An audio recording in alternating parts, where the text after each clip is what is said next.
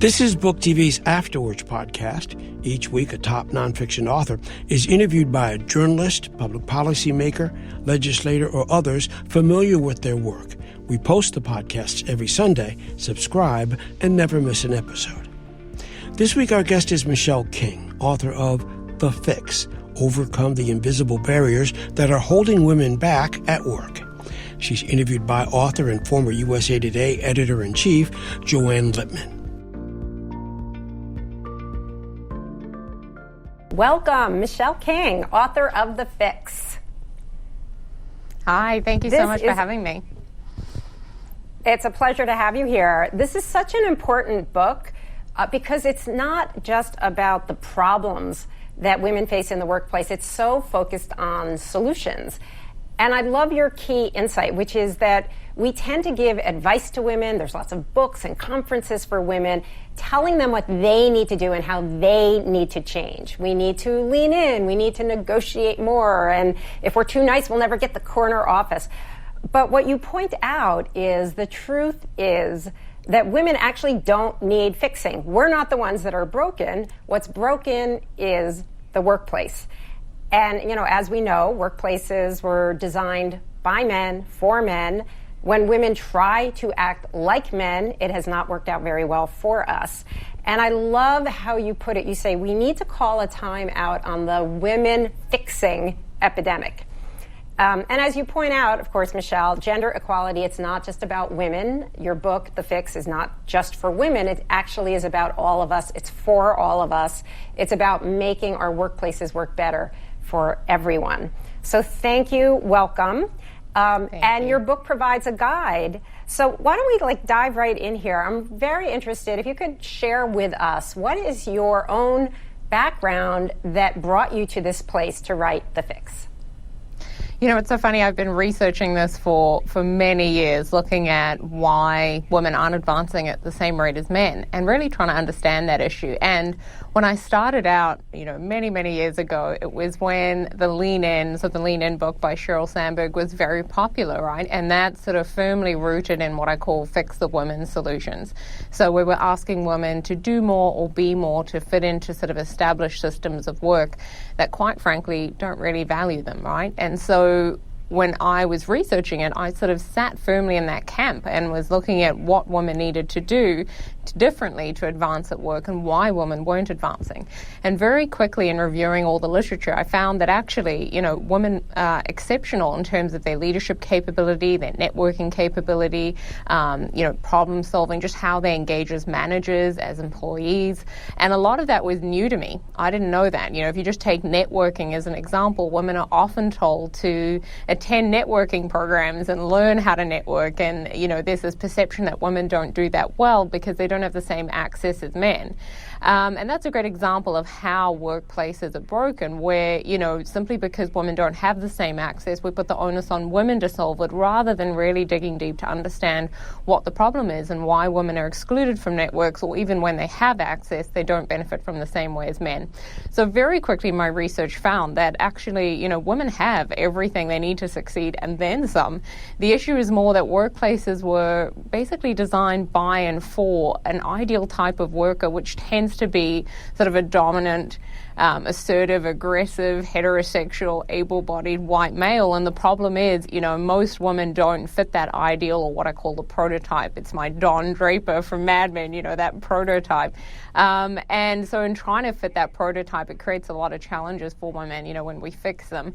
But equally, the thing that's really interesting, the research, is that I found this prototype doesn't really work for men. So living up to it, men face a lot of challenges. And so my book really outlines how this prototype creates what I call cultures of inequality, where everybody's trying to live up to this ideal standard that actually serves nobody. And what we need is the freedom to be ourselves at work and to be valued for that. And we need workplaces that really are designed for difference, you know, quite the opposite of what we have today.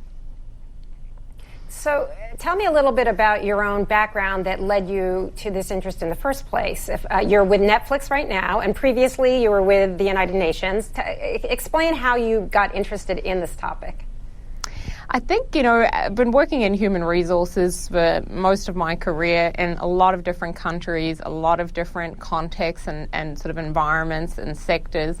And what I found consistently was gender inequality across these different environments. And I became increasingly interested in how workplaces weren't really designed for difference. So my work in diversity and inclusion, even in human resources, really led me to want to understand this issue. And so it's something that as a practitioner I've been looking at for sort of the last 17 years, but also as a researcher. So across the various sort of qualifications I have, I've really been trying to understand, what it is about workplaces that don't really sort of support everybody to succeed in an equal way. And so in researching this, it became apparent to me over the years through my practitioner work, but also through my research that, there are solutions out there. There are ways that we can fix this. And so for me, it's really about trying to share that with everybody, make it accessible, make everybody understand that actually, when it comes to equality and inclusion and equity, it really is all of our jobs. And so that's really what I've been trying to share this message, through my own work as a researcher, but also as a practitioner. And I'm really glad you brought up the point about how much research you've done, because what you found, as you talk about a lot, that so much of the conventional wisdom about women is just wrong. And you've just referenced a few points. Are there other areas that the conventional wisdom says that women act in a certain way that is incorrect? Yeah, I think across the board, if we're asking women to do something that we're not asking men to, we need to really think about it. When it comes to sort of lean in, I think that book was written in a time and place where people really wanted solutions. People like the idea that they alone can sort of overcome inequality that they have no hand in creating, even though that logic's quite flawed. And so for me, the problem is how do you say to people, you can do everything just right, you can get the qualifications, you can have the experience, you can get the performance ratings and still not succeed, because success discriminates, because workplaces weren't designed for difference, right? They're designed to support sort of this ideal to advance. And people that most closely fit that ideal standard are more likely to advance in organizations. So the more you differ from it, the more challenges you're going to face. And that's not something that we talk about, that, organizations are inherently set up for sort of this ideal prototype to succeed. And that creates a lot of challenges for anybody who might differ from the Don Draper ideal, right? And so I think the aim is to really think about, with all the women fixing solutions that we have, firstly, is it something that we're asking men to do? Secondly, do any of these solutions work? Because a lot of them don't. So if we just take, for example, the idea that women don't ask for pay rises, right, and that's what's led to the pay gap. There's a great HBR study that shows that actually that's not the case, that women ask for pay rises just as much as men. They're just 25% less likely to get them. And part of the reason for that is just pure discrimination. But also, women are penalized when they do ask for raises because they're asserting themselves, right? They're defying the standards society holds for what good looks like for women, which is to be meek, mild and unassuming and almost thankful that you have a job. And so when women come in there, asking, knowing their value and asking for what they're worth, they're penalized because they're seen to be sort of asserting themselves and displaying, what we inherently associate with more masculine Don Draper attributes. And so for me, the aim is, to really try and look at, if we have these solutions, number one, it's unfair to ask women to do things to fit into a work environment that maybe will never really value them. And number two, to really look at the solutions and say, do they work? And in most cases, they don't, because they're not addressing the underlying system of inequality, which is really, the policies, the processes, the practices in terms of day-to-day behaviors and some of the personal beliefs that leaders and employees have that really, value people differently and value men more than women. And that's what creates inequality in workplaces. Right. And I know of other research I think you cite in your book that talks about when women speak more than men in a business setting, they're essentially penalized for it. We think less of them, whereas when men speak more in that same setting, we think more of them. We reward them for that. And it does seem like there's this double standard in a variety of ways that you point to. And in fact, that's in it's actually the subtitle of the book. You talk about overcome the invisible barriers that are holding women back at work. Are there other sorts of invisible barriers that we should be thinking about and recognizing?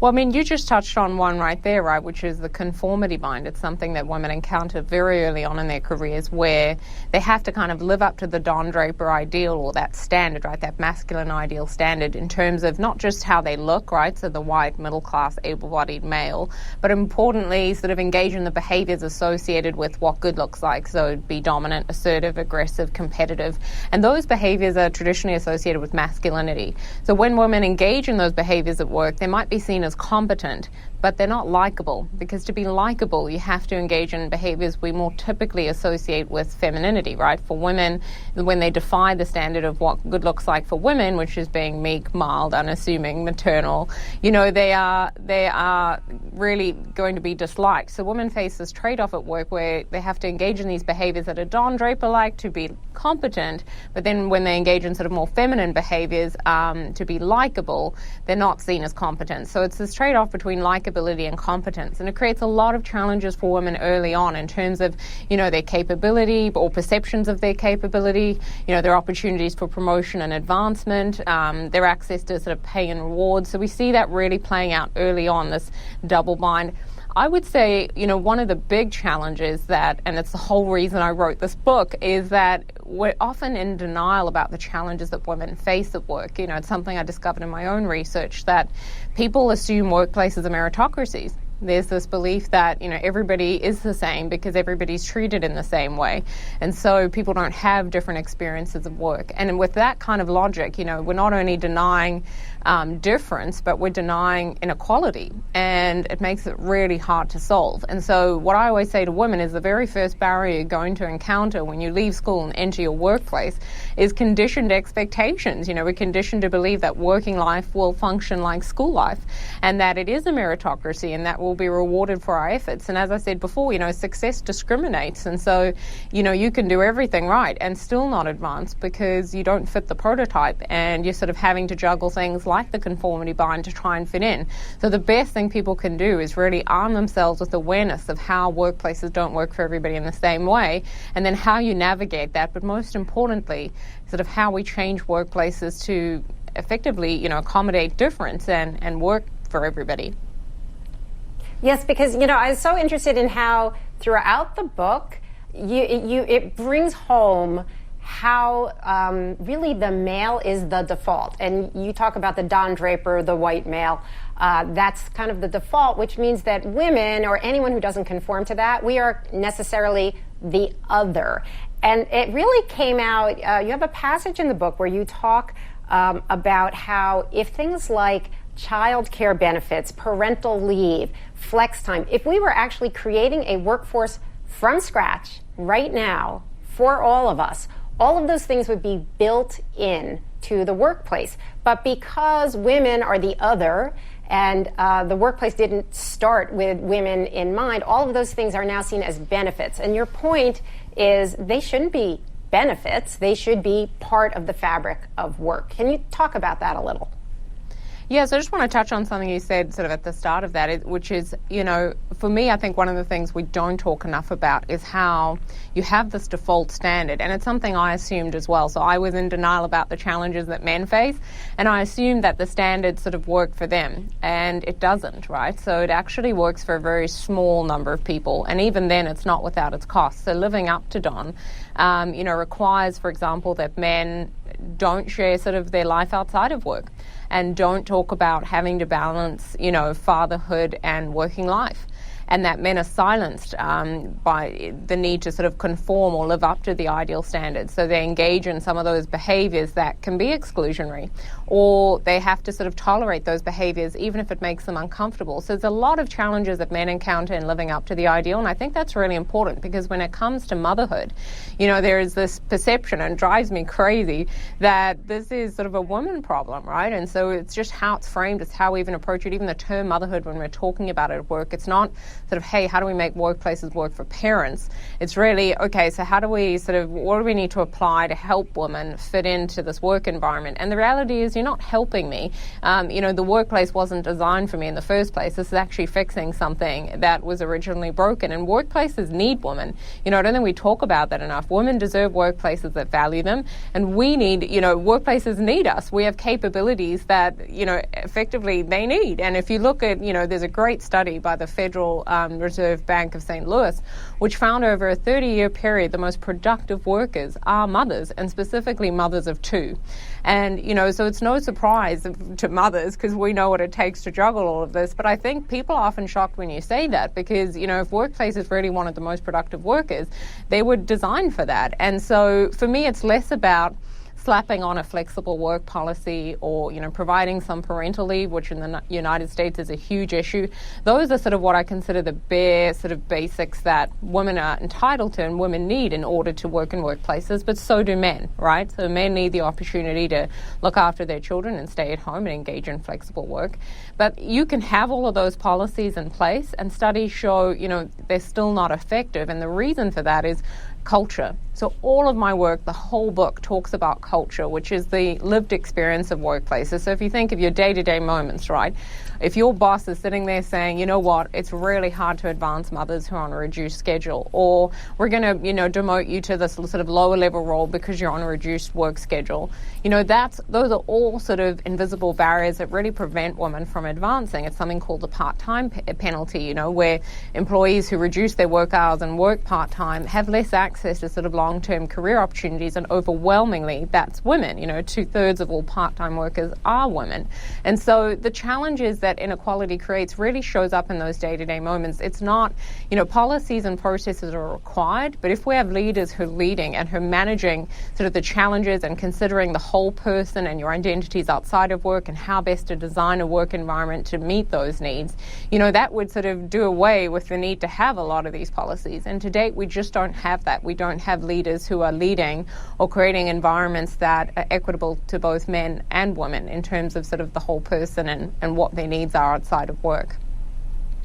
That Fed study, I hadn't been aware of it, but I could have told you that. As someone who has hired hundreds of people in my time as an editor-in-chief, but also as a mom of two, I totally believe mothers are so productive, and mothers of two, I have two kids, not surprised at all.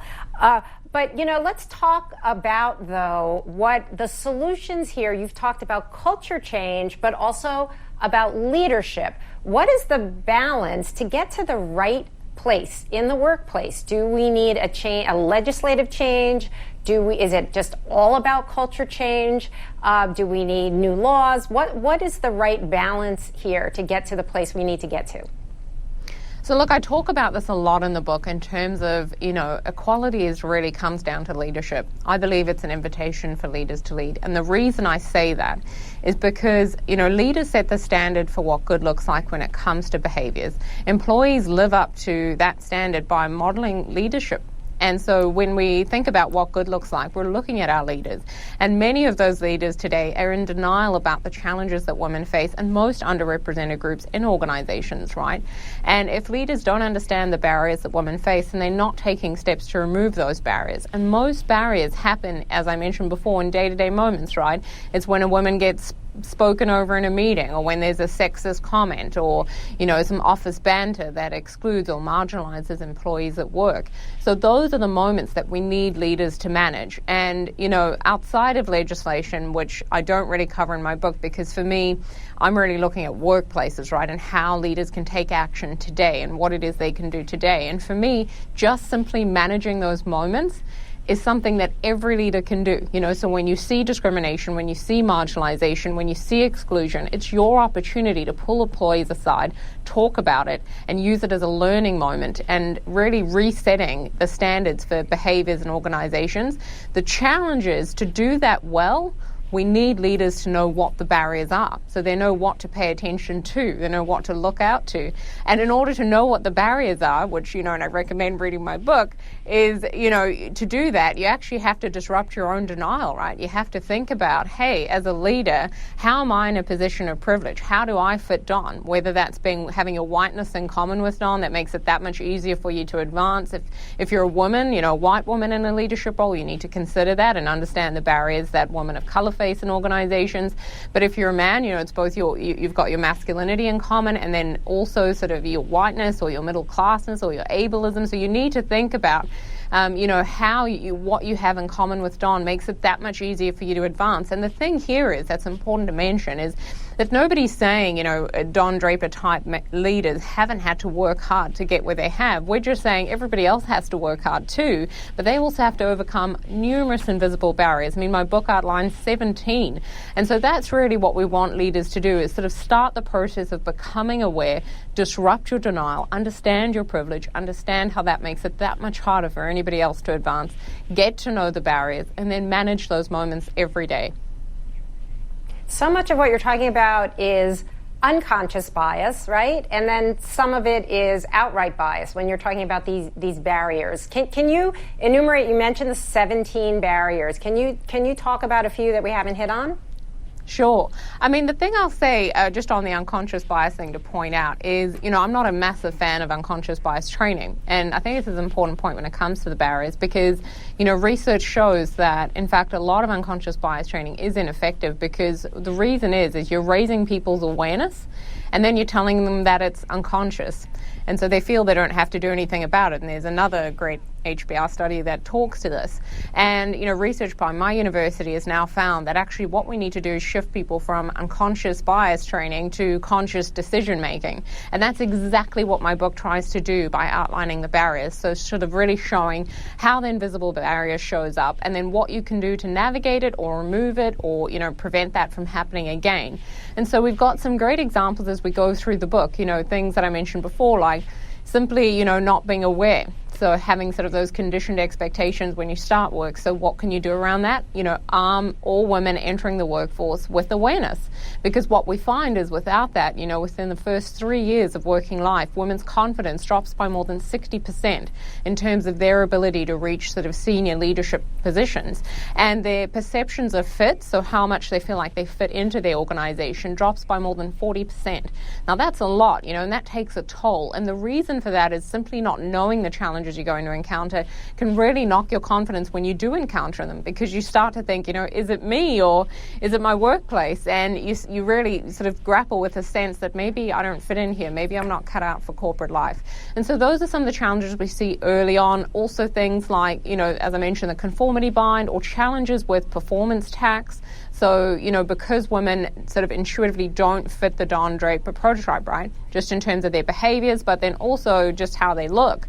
Women have to work that much harder to be seen as competent or capable. So we're almost starting on the back foot.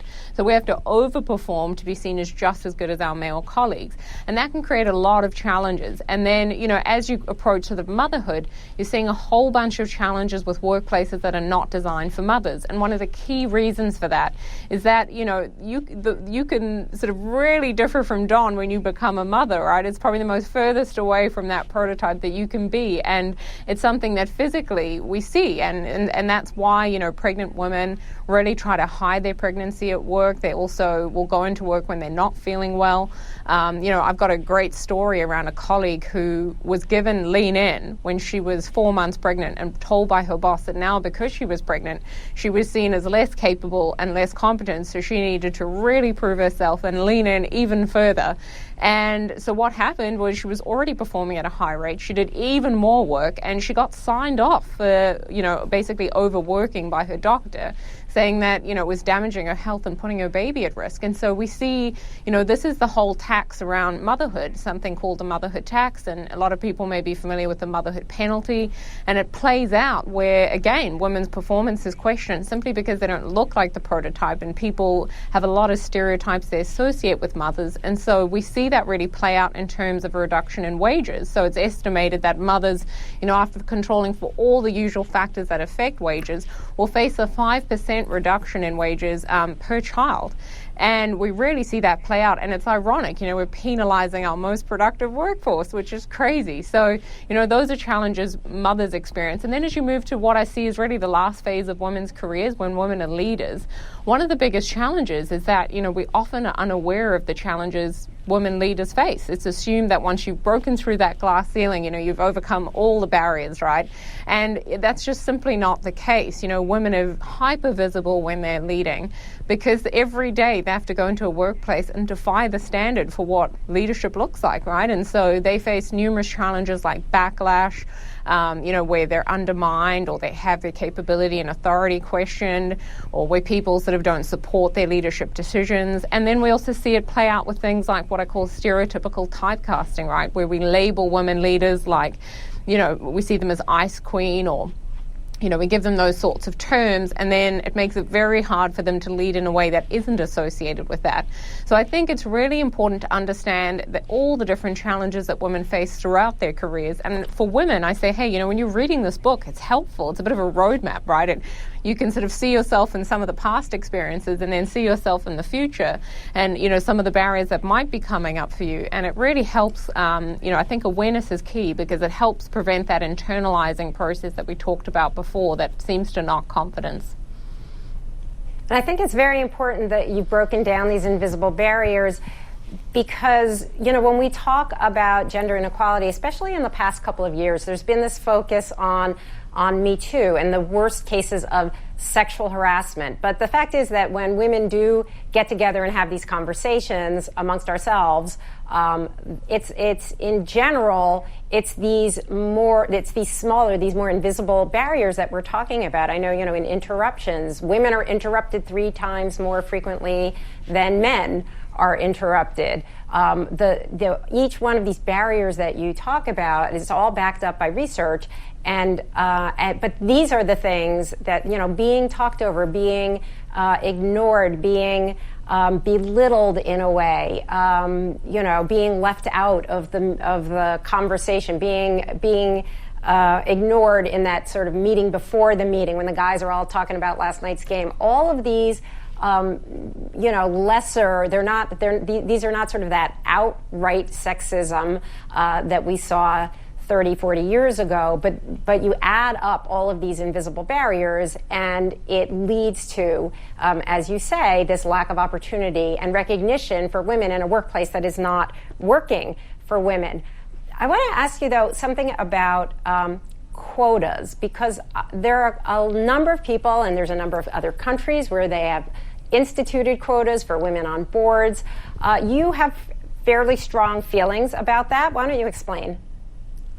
It's so funny because people love quotas, and I always sort of feel the need to apologize before I get asked this question, because it's a bit of a rant. I never used to have a strong opinion about quotas, just full transparency. And then, it was in researching the challenges that women experienced, and also men's experiences of inequality, that I came to realize the damage that quotas do. And the reason I'm really opposed to them is because for a lot of organizations, this is the go-to solution. So the go-to solution is to mandate a certain percentage of women in leadership positions, or cut, copy, and paste women into leadership positions, and then hold women accountable for fixing, inequality or cultures of inequality that they themselves have no hand in creating. And so we see that happen all the time. And the reason it's really damaging is when I interviewed women and men in 2 different organizations as part of my PhD research, I really found, the barriers that were sort of compounded through quotas. So what we see is, when women already have their legitimacy called into question, right? Because they don't fit the prototype. So it's assumed that women are less competent and capable. So women have to work that much harder. But when you cut, copy, and paste a woman into a leadership position, she's seen as having got that role simply because, the organization now has diversity and inclusion quotas. And so instantly, everybody questions her capability. Everybody calls into, question her legitimacy to be in that role. She faces tremendous backlash day to day, and not only that, psychologically it's very damaging to women because they question themselves. They question whether they truly are ready for that role. And, you know, this plays out then with men, where something else I've found is that, you know, the number one barrier to men's advancement in organizations, according to men, is the advancement of women because of diversity and inclusion initiatives that simply focus on women. And so for me, quotas in many ways are the ultimate fix the women solution. You know, there's this idea that we're just going to advance women into these positions and this whole problem will be solved. And I would be fine with that if it was true, even given the cost, because I have women say to me, Michelle, you know, we just need quotas. It's the only way we're going to fix the environment. Some of our leaders are never going to get it.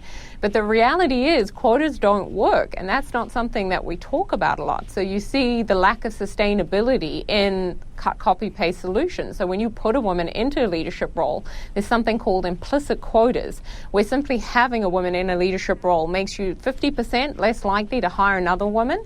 We've also found, you know, when women are CEOs, they're 45% more likely to be dismissed regardless of the firm's performance, and they are sort of, I think, around 60% more likely to be replaced by a white male. So, you know, this idea that simply putting women into leadership positions is somehow going to solve the problem is simply not true. And my main issue is they don't work. So not only are they damaging, but they don't work. They're not sustainable. So for me, this is less about looking at what I see as really the scoreboard, so, you know, representation, and more about looking at creating cultures of equality. You know, research finds in environments where employees feel like they can be themselves at work and be valued for that, which is known as cultures of equality, you know, women are 6 times more likely to advance to senior leadership positions, and men are twice as likely. And you might say, well, how can that be? But that's because, you know, we're no longer advancing a small number of people that fit this Don Draper ideal, right? Everybody's got an opportunity to make it. And in these environments, importantly, you know, and something we haven't touched on is that employees are 6 times more likely to innovate. And innovation is critical to the future world of work. So this is less about, you know, how do we get a quick fix and make our company look like we've got some sort of gender representation in leadership positions, and more about understanding why is it that you don't have that now, and what is it about your environment that actually doesn't support women to advance. So for me, it's about taking a long-term approach to this, a long-term commitment to fixing your workplace. Let's just unpack that for a moment. This is something that I do a lot of work with corporations on gender equality, and very often the senior male leadership will say to me, we really want more women in senior leadership. We just can't find them. And what I always say to them, and this jives with your research, what I always say is, look at your entry level, right? If your entry level is 50-50, and your leadership is, you know, 80-90% male, you're losing these women, and it's not that they all want to go off and have babies, right? You are losing them. You need to look at every single level and see where the leakage is, and then see where the problem is with the organization. And I think that what you're talking about, you know, it leads to the more innovation. It leads to more women being promoted. And so it's kind of all kind of comes around to that success being a long-term proposition. But what I also kind of love about what you're talking about here is that long-term, yes, it's a number of years, but it's not a generation, right? If you look at a law firm, a consulting firm, you know, a business where you're bringing people in at the entry level, within 7 or 8 years, those entry level people can become senior people, right? So, I mean, let's talk about. Yeah, sorry, go ahead. Nope, you go ahead. Yeah, I was just going to say, you know, to that point about leaders saying we can't find them, I get told that all the time, right? I've worked in the energy and resource sector, in manufacturing, in tech, so that is something I get told all the time. And what I'll say to that is, you know, organizations that do this well in terms of getting women leaders into their organization, firstly, have the right environment so it's easier for them to attract women into their organization. Women are smart. We look at sort of, lists like Fairy Godboss that give you the ranking of the most equal sort of work environments and the best cultures for women, the best environments for women. We know the organizations that support us. And so, those are the organizations that are going to attract the best talent when it comes to women and all underrepresented groups, right? And so for me, you've got to create the right conditions for women to be successful. And so that's really important as the starting point. But secondly, when leaders say we can't find women, what they're really saying is they can't. And the reason I say that is, how many leaders have exposure to underrepresented groups in terms of qualified, able candidates? You can simply host an event and expose yourself to a broad range of qualified, capable black women, white women, women from sort of Hispanic women, LGBTQ representatives from, a range of different sectors, and really trying to expose yourself to different and ensure that you understand that, this capability does exist out there. It's just that you've not been exposed to it. And what we find is when leaders build up networks that are diverse, when it comes time to hiring, a leader, they know capable, qualified candidates. And that's something that every single leader in organizations can do today. You can actively seek out within your organization or even externally women that you can mentor, coach, and groom, ideally, to take your role when you leave. And it's not to say they will get it in a tokenistic sort of quota base. That's not what I'm saying. I'm saying it's really about finding qualified, capable, highly experienced candidates. And the same way that men support men to advance into leadership positions is something that men need to do for underrepresented groups.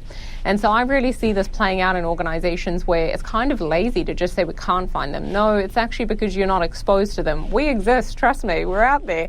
It's just, you've not reached out, you've not made it your mission to develop a diverse network, and that is something that is just factually sort of true, right? Men just don't have diverse networks. Most of it is homogeneous. We see, they just don't have the exposure to qualified, capable, diverse candidates. So that's something I think every leader needs to take ownership of. Right, and it's not just women, it's underrepresented groups, which I think is a very key point. You also talk a lot, actually, in the book, and perhaps you can expand for our viewers here, about intersectional sexism and bias. If you could perhaps explain what that is and how that plays out. So I'm so passionate about this, and I talk about it in the book, particularly as a white South African, which is where I grew up. And for me, I've had to check my own privilege. I've had to understand how, being a white woman, it's that much easier for me to advance in organizations compared to women of color or women, from different racial and ethnic minority groups. Because they're not a uniform group, and that's an important point. So specifically in the book, for every barrier, I talk about how difference compounds the challenges, right?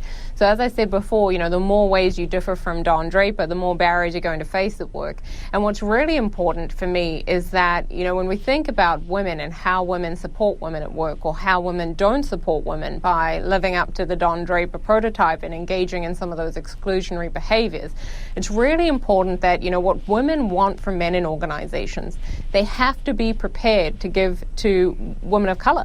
So what white women, want from men in organizations, they have to be prepared to give to women of color. And that is, to know what the barriers are, to know how their lack of awareness and action actually creates the barriers, and how, they have a role to play in removing those barriers. And so we see this all the time, when it comes to sort of racism and gender. You get this sort of mix of gendered racism, right? And it's a whole new experience of inequality in organizations. Something simple as speaking up for white women, you might be defying sort of the standard for what good looks like for women generally, right? Femininity, in terms of asserting yourself and speaking up and being more dominant. But for black women, they have to overcome both racism and sexism, and then that interplay of the two, right? So one of the stereotypes out there for black women to overcome in workplaces is the angry black woman stereotype. So when they speak up, it's much more noticed, and it's much more sort of heavily penalized, right, or policed, because they have to really think about am I activating both a gender stereotype and a race stereotype? Am I going to be seen, automatically as the angry black woman, even if I'm just asserting myself in a sort of standard way? And so they carry this double burden. And the problem is that creates a much heavier load emotionally and mentally to carry, right, in terms of navigating work environments that really aren't designed for difference. So for me, this starts with women. I think every single one of us can make it our mission to not only understand the barriers and how they've shown up for us, but to understand the barriers in terms of how they show up for all areas of difference, but particularly when it comes to race. Because, I talk about it in the book that if you look at the history of feminism, feminism was stolen a long time ago by white women. White women liberationists were not interested in advancing the needs of all women. It was very much white women. And you see that with books like Lean In, where when we're advancing women, the women that are most likely to advance in organizations are white women because they have their whiteness in common with the prototype. And even if you look at sort of the distribution of women in leadership positions today, that supports that claim. And so it's really important that we think about how we're creating environments that support everybody to advance, because ultimately, this whole setup with this prototype doesn't really work for anybody. It's less about having organizations that are designed for one particular prototype and much more about creating organizations that are designed around values like kindness or empathy or, innovation and creativity, and then giving people different ways to engage in behaviors. I'm not saying that all masculinity is bad and all femininity is good. That's not what I'm saying. There might be perfectly appropriate sort of situations to engage in masculine behaviors, but this is about giving both men and women the freedom to engage in a wide range of behaviors to be as effective as possible. And that is something that we really need with some of the technological advancements like AI and robotics that are coming our way, that are really going to transform the way our workplaces work. Can you, though, talk a little bit about, because you mentioned this in the book, and I'd love for you to give us some specifics. You say you really need, those of us who are white, need to spend our white privilege. What does that mean? What does that actually look like? Yeah, so, I talk about this a lot in the book because I think it's really important. The key to this is allyship, right? So when you know what your privilege is, so in my case, it's my whiteness, right? I know that even though it's hard for me, it's that much harder for women of color, just as an example. So I can make it my mission to find capable, experienced, qualified, women from underrepresented racial and ethnic minority groups and support them, mentor them, coach them, and groom them to take my role one day and have them perfectly positioned to advance into my role when I leave. And that's exactly what I'm asking men to do, across the board. And so you can play it forward in that way. I think the key is, also knowing what the barriers are and how they play out differently. So exactly like I talked about with the angry black woman stereotype, right? So when that plays out, I know that if in passing, if a black woman in a meeting asserts herself and people sort of frown or people sort of step back or go quiet, that's my opportunity to lean in and amplify, her message and support her as her ally. And knowing that she's probably going to be penalized for speaking up. And so that's really what it's about, is once you know what the barriers are that people are most likely to encounter, you know where you can play a role to either amplify their message or support them. The one thing I will say, though, is it's very important in this work when you're spending your privilege, right, by either calling out sexist behaviors or amplifying messages or advocating for your colleagues or even making them aware of that it's not them, it's their workplace and this is a barrier, right? When you're doing all of that, it's really important not to approach it from the position of I'm helping you, because we see that a lot in current sort of gender equality efforts, particularly with men, right? When they advocate, it's seen as, well, I'm helping the sort of disadvantaged group, and that's simply not the case. Research finds that simply witnessing discrimination, marginalization, some of those inequality moments that I talked about, the day-to-day sort of sexist, negative sort of comments, when you witness that, it has the same negative or detrimental impact in terms of your mental and emotional well-being as if you had experienced it yourself. And that's because most people don't like to watch their colleagues being discriminated against or marginalized. It creates what we call sort of a hostile work environment. So this is very much about creating work environments that work for everybody. And, you feel better when you're an ally. You have a better work environment. You're more likely to advance in that sort of environment. So it's actually for your benefit. And I think that's the key to this, is really realizing that creating cultures of equality is not only everybody's job, but it actually serves to benefit everybody. But, you make this point that you don't want to appear to be, let's say, patronizing, right? You don't want to look like you are trying to help someone who may not actually want your help. So what's the right way to do this? Is this to have a conversation privately with a person? I mean, how do you support them in a way that works for everyone? I think you got to do the work. So I always say this, I don't need men to help me because I'm very competent and capable just as I am, right? I know the research.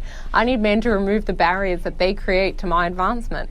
So, for example, negative gender norms is a label that I've given to one of the key barriers women face, which is day-to-day discrimination and marginalization. So let me give you an example.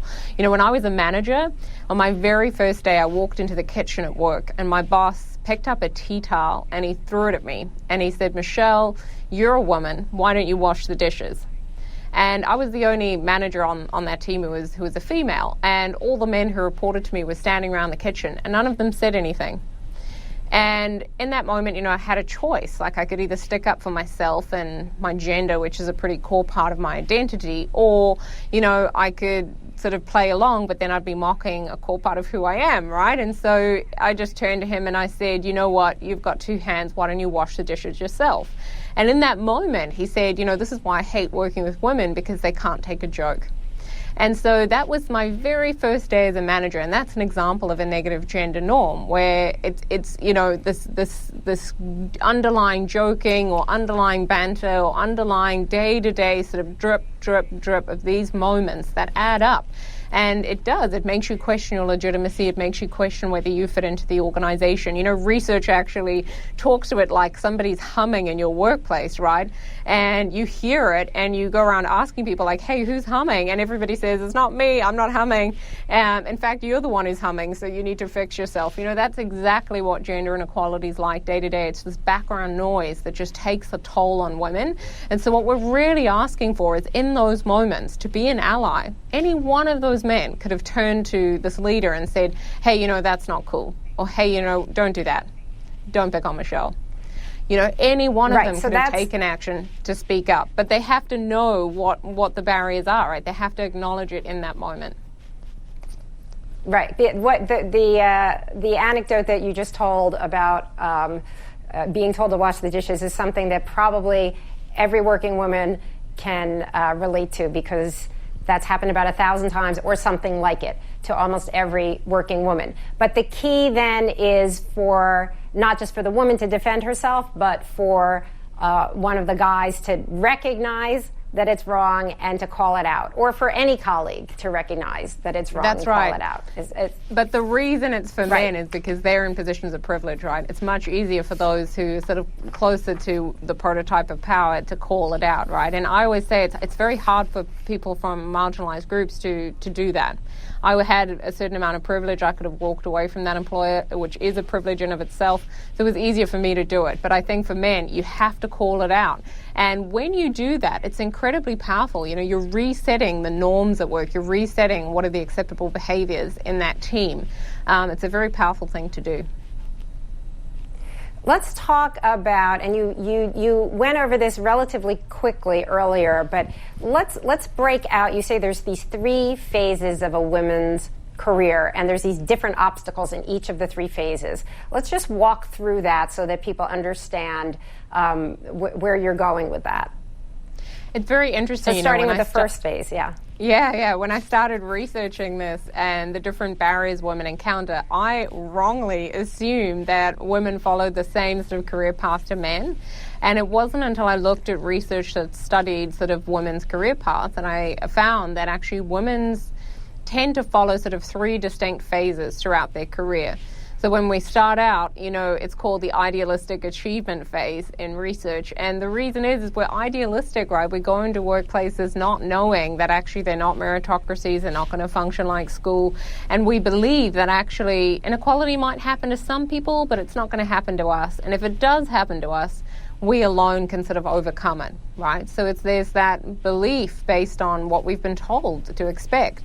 And as I said before, what we find is not being prepared really leads to that drop-off in confidence and that internalization of a lot of the barriers. And that's just sort of that first phase, right, which is up until about the point women... Yeah, go ahead. Sorry. You said that's about age 24 to 35, I believe you said? It's around that, right? And I hate giving sort of hard lines because it really does depend on your personal circumstances, but it's roughly that sort of phase, right? And you'll encounter some of those barriers we talked about early on, like the conformity bind, conditioned expectations, performance tax. You'll experience a lot of those then. But the important thing to remember as we sort of walk through women's careers is that, the barriers don't just disappear. They can sort of reappear and show up at different points in your career. For example, the conformity bind, you're most likely to confront that when you enter workplaces, but it also continues throughout your career. Just for ease, I've really tried to show typically when you might encounter a barrier. So once you've sort of experienced that first idealistic phase, then roughly at around age 35, and I believe it's to 45, around then, you sort of enter what is typically the manager sort of motherhood phase, right? Where you're either sort of approaching motherhood or at an age where society thinks you might be keen to approach it, and you're also most likely positioned to take on a manager role. And even if you don't choose to have children, you're likely to encounter a lot of the challenges associated with that phase. And this is really, this perfect storm. It's called the endurance phase, and for good reason, because, women have to endure all the barriers that have come before, but also new barriers as they try to lead. So like the negative gender norms I talked about with my boss throwing that tea towel. So that's really when that starts to happen. And also then, things like the motherhood tax, things like, the motherhood penalty, even if you reduce your work hours, the part-time penalty, and then something we haven't even talked about, which is sort of the mental and emotional load women carry from having to manage sort of all the activity in their households and their domestic sort of responsibilities, right, and children's schedules and all the sort of invisible load that women carry outside of work. So that phase is really difficult for women to sort of survive. And as I talk about in the book, if you do survive it, you sort of get to this final phase, which is known as the contribution phase. And I think, Joanne, this is what makes women so remarkable, is once we've gone through all of that, and women who do survive, they want to contribute. They want to make a difference. They want to make it easier for the next generation. And that's why that final phase is called the contribution phase. And I think what's amazing is women are still having to navigate all these barriers just to do their job, but they don't want to come to work and just do their job. They want to make it easier for the next generation. And I think that's incredible. And I talk about how hard it is for them to do that, because they have to really achieve the impossible by navigating all these barriers to do their job and to then try and make it easier and contribute to that next generation. So those are really the three phases for women. And I think it's important that leaders in particular understand how women's careers differ from men's in that way so they can support their development.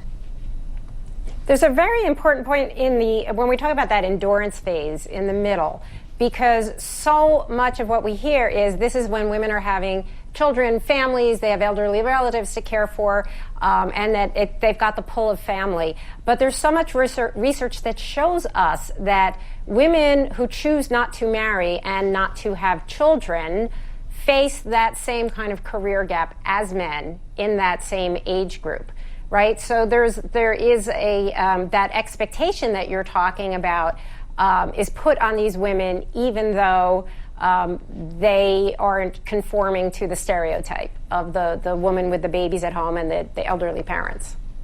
Yeah, I mean, it's incredibly challenging, for women just simply nearing that age, right? I've been in loads of meetings with leaders where they'll make assumptions as part of their succession planning by saying things like, oh, she's likely to get married soon, so, we probably shouldn't put her in that role. Or she's likely to be thinking about having children. That's a great point. Yeah, and so that is a fantastic point. Right? I have been in more meetings than I can possibly count where someone will say, here's this great opportunity, and somebody else will say, oh, Susan would be perfect for that, and someone will say, oh, you know what? Susan has a baby at home. She's not going to want to travel. Or I've heard, Susan's husband has a great job. She's not going to want to put in that many hours. I mean, there's all these assumptions that are made on behalf of women, and these opportunities that they would be great for are never even presented to them. So I do think you make this great point that, ask the woman. Don't make assumptions on her behalf. Absolutely. And, international assignments are a great one. Most people need international assignments to some degree to advance to sort of that CEO level, right? They need that exposure to offices around the globe. They need sort of the experience of different environments because that's how you learn. But men are much more likely to get those opportunities than women. And it's because we make these assumptions about, women's capability. And I always say, you can be penalized with all the motherhood penalties without actually even being a mother. And so that's why it's really important that we start to unpack that. And, those exposure opportunities are critical because without them, it's very easy for leaders to sort of lean on ambiguous things like she needs more time in her role or she lacks judgment as catchphrases for really, preventing a woman from advancing, when in reality, she doesn't have access to those opportunities to have that exposure, to have that judgment in order to, move up. And so it's really about how can we afford women the same career development opportunities that we're affording men, and really invest in them and sort of understand what it is that as an organization we need to do to help women accommodate sort of their identities outside of work, and importantly also men, right? Because increasingly men want to be at home with their kids and men want to be sort of involved fathers and talk about that. And so we need this on both sides. How do we, because this is the big question, how do we convince men that this actually is their issue? We know that young men say that they care a lot about family time. But when you're talking about the people who are in leadership, the Don Draper model, the white male, they see this as, wait a second, why should I give up the power I have to let in these other folks? It's going to take away opportunity from me. And I know there's a ton of research, and you have cited it as well, showing us that there's a real business imperative to do this, that companies that have gender balance are more successful, they're more innovative, their earnings are better, their return on equity improves. There's a lot of this research, but when it comes down to the individual men who have those positions of power, what is the reason that will make them sort of open their eyes to understanding what the barriers are and why they should allow women, through the door as well? So I just want to acknowledge, all the men who might be watching this, that to date a lot of the work in the diversity and inclusion space has not been inclusive to men.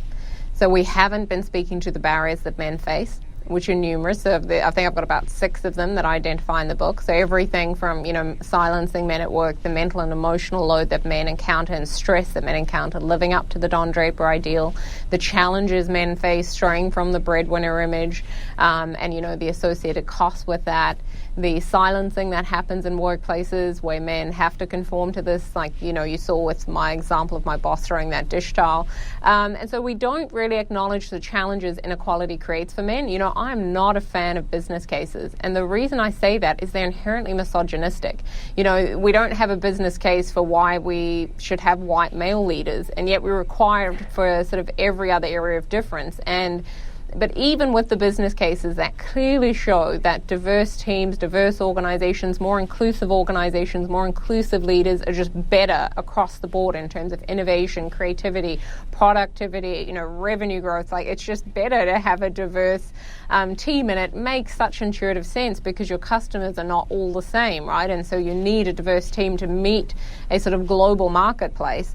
Even parking the business case, right? And even parking the barriers men face, one simple fact that I found through my research that I think, at least in the work I've done with men, really brings it home, is that there's this assumption that the Don Draper ideal serves men.